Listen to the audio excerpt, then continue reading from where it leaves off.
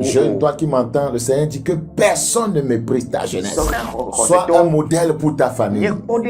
Sois un modèle pour ta génération. Le Seigneur veut que ce que les jeunes produisent dans notre société soit excellent. Comment on reconnaît que quelqu'un est excellent? Lorsqu'il est sollicité par des rois.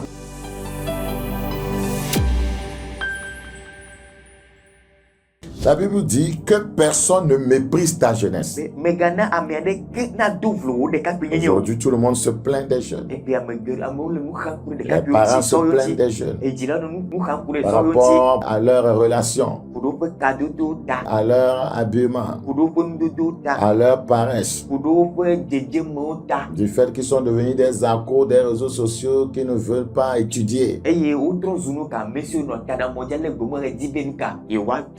Le Seigneur ne veut pas que, voyez, leur jeunesse soit méprisée. Jeune, toi qui m'entends, le Seigneur dit que personne ne méprise ta jeunesse. Ça veut dire que si tu as des valeurs à vendre ou à revendre, personne, voyez, ne méprisera ta jeunesse.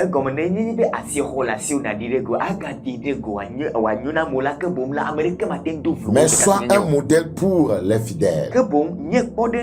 Sois un modèle pour ta famille. Sois un modèle pour ta génération. Un modèle en parole. Un modèle en conduite. Un modèle en charité. Un modèle en foi. Un modèle en pureté. Et je dirais un modèle dans les études. Un modèle dans le succès. Un modèle dans l'entrepreneuriat. Azer produit une nourriture excellente. Le Seigneur veut que ce que les jeunes produisent dans notre société soit excellent.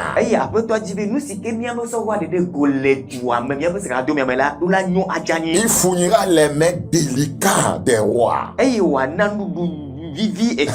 Comment on reconnaît que quelqu'un est excellent? Lorsqu'il est sollicité par des rois.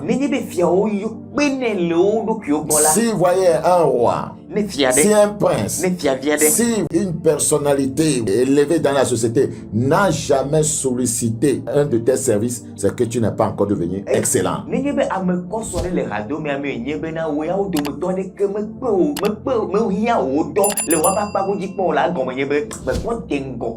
Les rois ne travaillent qu'avec des gens excellents.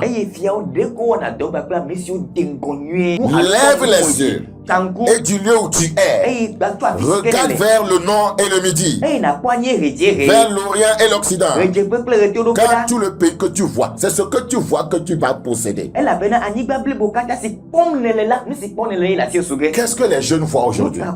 Est-ce qu'ils voient qu'ils peuvent réussir leur vie, qu'ils seront des leaders de demain, qu'ils peuvent changer notre nation? Il dit, et car tout le pays que tu vois, je le donnerai à toi et à ta postérité pour toujours.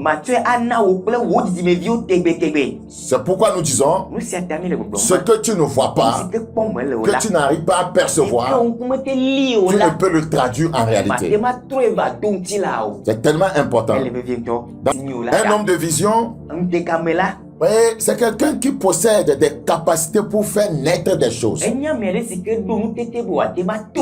homme de vision, c'est quelqu'un qui possède des capacités pour créer des choses. Il possède des capacités pour innover. Ce que tu vois, tu peux, voyez, amener cela à l'existence. Si tu n'as pas de vision, que vas-tu amener à l'existence?